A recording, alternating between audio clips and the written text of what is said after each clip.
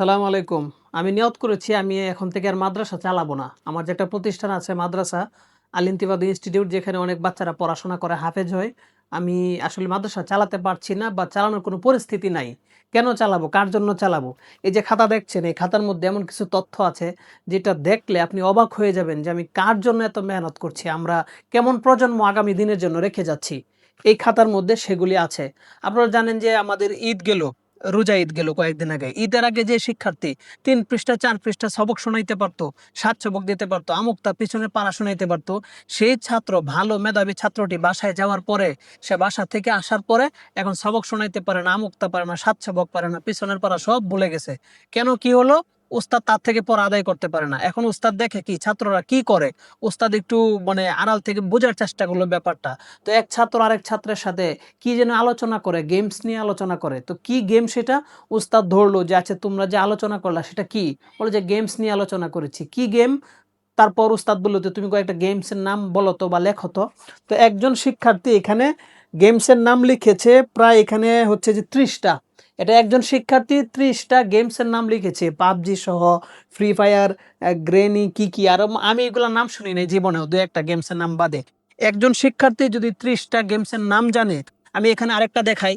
এখানে আরেকজন শিক্ষার্থী দেখেন, এখানে প্রায় হচ্ছে যে ৪১টা গেমসের নাম লিখেছে আরেকজন শিক্ষার্থী। এরকম এটা ২টা শুধু এক্সাম্পল দিলাম। এখানে যতগুলি ছাত্র আছে ১০-১২ জন শিক্ষার্থী আমরা অলরেডি ধরেছি যে যারা বাসায় গিয়ে গেমসে আসক্ত ছিল।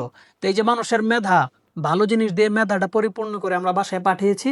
আর তারা বাসায় গিয়ে একবারে মাশাআল্লাহ একবারে জান্নাতি পরিবেশ পেয়ে সারাক্ষণ গেমস নিয়ে সময় কাটিয়েছে। নামাজ কালাম পড়ে না, মা-বাবার কথা শোনে না। পুরা ব্রেইনটাকে এখন গেমস দিয়ে পরিপূর্ণ করে মাদ্রাসায় আসছে। এদেরকে ক্লাসে বসানো যাচ্ছে না, কথা শুনতেছে না।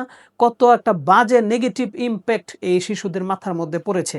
তো আসলে আমার মনটার মধ্যে খুবই দুঃখ লাগলো যে আমরা কি আসলে মাদ্রাসা চালাই শুধু রুটি রুজির জন্য না। আমরা একটা প্রজন্ম তৈরি করে যাচ্ছি যারা আগামী প্রজন্মকে কোরআন শেখাবে। তারা তার পরবর্তী প্রজন্মকে কোরআন শেখাবে। এভাবেই তো কোরআনটা চলে আসতেছে, তাই না? তো এখানে আসলে আমি খুবই হতাশ হলাম। যদি হতাশ হওয়া মুমিনের কাজ না, খুবই কষ্ট লাগলো। বাচ্চা বাসায় যাওয়ার পর আসলে গার্ডিয়ানের কাজ কি? গার্ডিয়ানের কাজ কি যে একবার খোলামেলা রেখে দেওয়া, বাচ্চার প্রতি আর কোনো দায়বদ্ধতা নাই।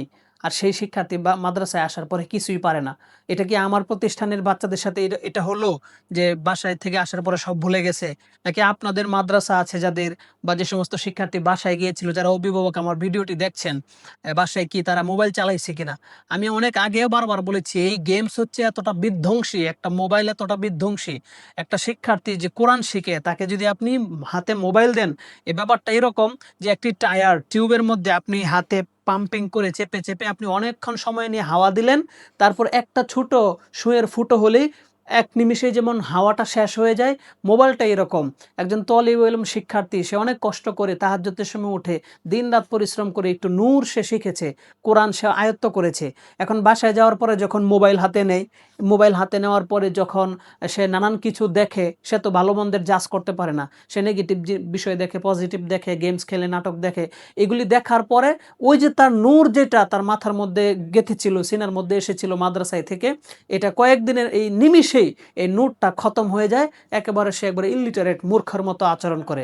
মাদ্রাসায় আসার পরে কিছুই পারে না। তো আসলে কি বলবো, আপনাদের সাথে শেয়ার করলাম এই জন্যই যে এই বিধ্বংসী শিশুদের মস্তিষ্ককে হরণকারী, গ্রাসকারী এই গেমস থেকে, মোবাইল থেকে আপনার শিক্ষার্থীদেরকে বিরত রাখবেন।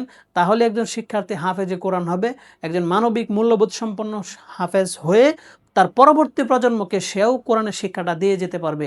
আর এটাই আমাদের মূল উদ্দেশ্য। আরও অনেক অভিভাবক অনেক লিখিতভাবে অনেক কিছু জানিয়েছেন যে শিক্ষার্থীরা বাসায় গিয়ে কি করেছে। তো কি বলবো, গোটা প্রজন্মের জন্য দোয়া করি, আপনাদের কাছে দোয়া চাই। আল্লাহ যেন এই শিক্ষার্থীদেরকে এই মোবাইলের আগ্রাসন থেকে, গেমসের আগ্রাসন থেকে আল্লাহ নিজ কুদরতিভাবে হেফাজত করেন। আমিন।